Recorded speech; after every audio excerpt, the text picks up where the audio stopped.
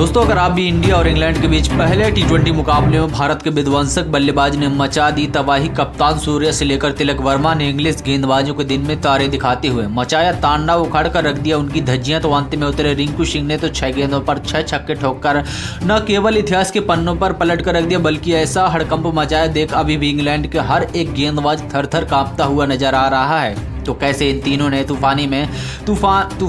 कैसे इन तीनों के तूफान से ताश के पत्तों की तरह उड़ गए घमंडी इंग्लैंड का गेंदबाजी क्रम, दिखाएंगे उनकी भयंकर व बल्लेबाजी। इस मैच की पूरी हाईलाइट तो हमारे साथ तक अंत तक बने रहे। लेकिन उससे पहले आपको क्या लगता है, संजू और तिलक में कौन है सबसे घातक टी20 का बल्लेबाज? अपनी कीमती राय हमें नीचे कमेंट बॉक्स में जरूर बताएं। दोस्तों, अगर चैनल पर पहली बार आए हो तो चैनल को लाइक और वीडियो को लाइक और चैनल को सब्सक्राइब जरूर कर लेना। दोस्तों, इंग्लैंड के बीच धमाकेदार 5 मैचों की टी20 सीरीज का पहला और कांटेदार मुकाबला आज कोलकाता के ईडन गार्डन पर शुरू हुआ, जहां पर टीम इंडिया इस मैच को जीतकर सीरीज में 1 से बढ़त बनाना चाहती थी। लेकिन वहीं पर इस मैदान पर इंग्लैंड के कप्तान जॉस बटलर ने टॉस जीतकर पहले गेंदबाजी करने का फैसला किया था और इंडिया की टीम को पहले बल्लेबाजी करने के लिए आमंत्रित किया था, जिसके बाद भारतीय टीम अपनी पहले बल्लेबाजी करने के लिए मैदान पर आई थी। भारतीय टीम के लिए पारी की शुरुआत करने के लिए एक नई जोड़ी मैदान पर उतरी थी। अभिषेक शर्मा के साथ संजू सैमसन मैदान पर उतरे थे। इन दोनों ही टीम इंडिया की एक बेहतरीन शुरुआत दिलाने की जिम्मेदारी थी, जहां पर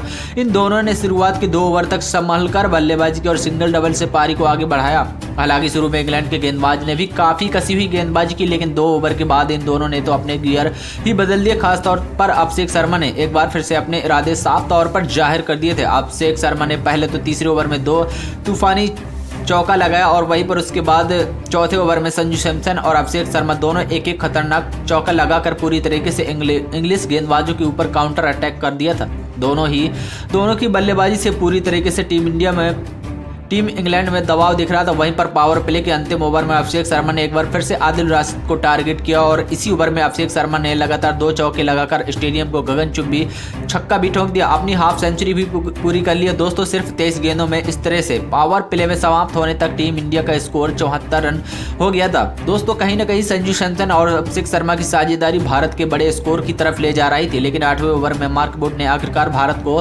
पहला बड़ा झटका दे ही दिया।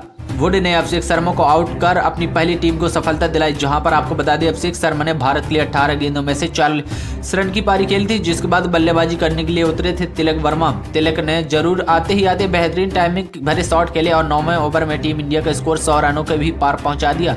आज तो तिलक काफी अच्छी लय में दिख रहे थे। दोस्तों, कड़क शॉट भी खेल रहे थे। फैंस भी भारत की बल्लेबाजी का भरपूर फायदा उठा रहे थे। लेकिन 10 ओवर की समाप्ति तक टीम इंडिया 108 रन बनाए थे। लेकिन उसके बाद कुछ ऐसा हुआ किसी भी भारतीय टीम ने नहीं सोचा होगा। दोस्तों, पारी के 11वें ओवर में पहली गेंद पर तिलक बड़ा शॉट खेलने गए थे, लेकिन उनको मार्क वुड ने अपने जाल में फंसा लिया और भारत को दूसरा बड़ा झटका दे दिया। दोस्तों, आपको बता दें तिलक वर्मा ने टीम इंडिया के लिए सिर्फ 13 गेंदों में से 30 रन बनाए और स्ट्राइक रेट 300 के। दोस्तों, आपको बता दें रन की पारी के लिए, जिसके बाद बल्लेबाजी करने के लिए हार्दिक पांड्या उतरे थे। अपने बल्ले से गदर मचा ही दिया था और आते ही इस खिलाड़ी ने आर्चर लगातार 3 गेंद पर 3 तूफानी छक्के जड़कर इंग्लिश कैमे में हड़कंप मचा दिया था। तो फिर से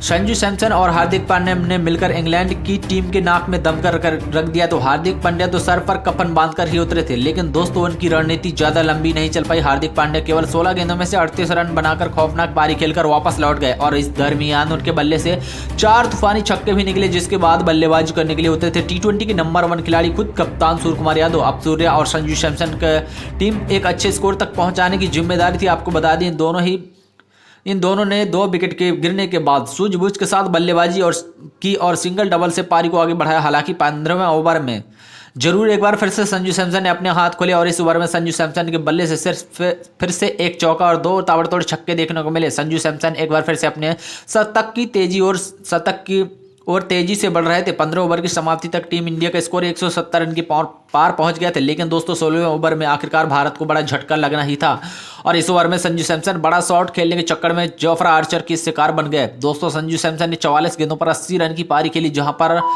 संजू के बल्ले से 7 और 5 चौके निकले थे। दोस्तों, इसके बाद सूर्या का साथ देने के लिए फिनिशर रिंकू सिंह मैदान पर उतरे थे। बाखूबी पता था कि इनको लास्ट में कैसी बल्लेबाजी करनी है, जहां पर आपको बता दें कि रिंकू सिंह ने दूसरी ही गेंद पर गगनचुंबी छक्का भी जड़ दिया। दोस्तों, अपना इंटेंट साफ जाहिर कर दिया, और जिसके बाद सूर्या ने अपने हाथ खोले और 17वें ओवर में सूर्या के बल्ले से लगातार टाइमिंग भरे चौके छक्के निकले। दोस्तों 18वें ओवर में अपनी टीम के स्कोर 200 रनों के पार पहुंचा दिया था। अब कहीं ना कहीं पूरी तरीके से इंग्लैंड की टीम बैकफुट पर नजर आ रही थी। दोस्तों इसके बाद अंतिम 2 ओवर में इन दोनों ही बल्लेबाजों की वाकई में देखने लगी थी, लेकिन दोस्तों अंतिम के 2 ओवर में 49 रन कूद डाले। दोस्तों आपको बता दें कि रिंकू सिंह की तूफानी छक्के देखने के बाद सूर्य कुमार यादव भी आसमान में एक चौको छक्कों की बारिश करने लगे। टीम इंडिया ने पहले बल्लेबाजी करते हुए 20 ओवर में 256 रन बनाए, जहां पर भारत के लिए रिंकू एक बार फिर से फिनिशर टच देते हुए 21 गेंदों में से 55 रन बना दे। इस दरमियान उनके बल्ले से 6 खतरनाक छक्के भी निकले और वही सूर्या ने अब 45 रन की पारी खेली। अब इंग्लैंड की टीम को मैच जीतने के लिए 257 रन की बेहद ही जरूरत थी। हालांकि दोस्तों उनके पास कोई विकल्प मौजूद ही नहीं था, हर एक गेंदबाज को ओवर से फेंका चुके थे। लेकिन दोस्तों यहां पर इसी का फायदा उठाते हुए स्ट्राइक पर होते हुए हार्दिक पांड्या, जहां हार्दिक पांड्या की पारी के 5वें ओवर में पहली गेंद पर एक छक्का जड़ते थे और इसी के साथ भारतीय टीम जीत के करीब पहुंच जाती है। लेकिन अब भारतीय टीम को 22 रनों की जरूरत होती है, जहां पर हार्दिक पांड्या का हौसला पूरी तरीके से बुलंद नजर आ रहा था गेंदबाजों के छक्के छुड़ाने की। वैसे भी माहिर दोस्तों जोफ्रा आर्चर की लाइन लेंथ बिगड़ चुका था। हालांकि दोस्तों फिर से मिडिल से जोफ्रा आर्चर की गेंद पर हार्दिक पांड्या एक और छक्का जड़ देते, जिसके चलते 4 गेंदों में मात्र 16 रन बचे हुए थे और मुकाबला अभी भी रोमांचक हुआ होता है। लेकिन दोस्तों यहां पर अगली ही गेंद पर हार्दिक पांड्या को मात्र 1 रन मिलता है, जिसके चलते अब बची हुई 3 गेंदों में से चाहिए थे 15 रन, तो टीम इंडिया का दमदार सूर्य कुमार यादव के कंधों पर आ चुका था। दोस्तों आपको बता दें कि अपना काम कर चुके थे हार्दिक पांड्या और इसके बाद अब सूर्य कुमार यादव को अपना जहर दिखाना था। सूर्य कुमार यादव चौथी गेंद पर एक चौका लगा देते हैं और भारत को अंतिम 2 गेंदों में से 11 रन जीतने के लिए चाहिए होते। सूर्य कुमार यादव यहां से 10 रन बनाकर मैच को ड्रा कर देते हैं और इसी बीच बचे ही लेकिन दोस्तों यहां पर सूर्य कुमार यादव अगली 5वीं गेंद पर जोफ्रा आर्चर के कवर्स के ऊपर से बढ़कर एक छक्का जड़ देते और ये अविश्वसनीय देखकर पूरी दुनिया हैरान हो गई। अब भारत को एक और रन की जरूरत थी दोस्तों, मैच जीतने के लिए एक छक्के की जरूरत थी, लेकिन बिल्कुल ये सही करते हैं। भारतीय टीम को अंतिम गेंद पर छक्का जड़कर भारतीय टीम की जीत दिला देते हैं। दोस्तों आज के इस मुकाबले में सूर्य कुमार यादव ने 12 गेंदों में से 44 रन बनाए, तो हार्दिक पांड्या ने भी दमदार पारी खेली।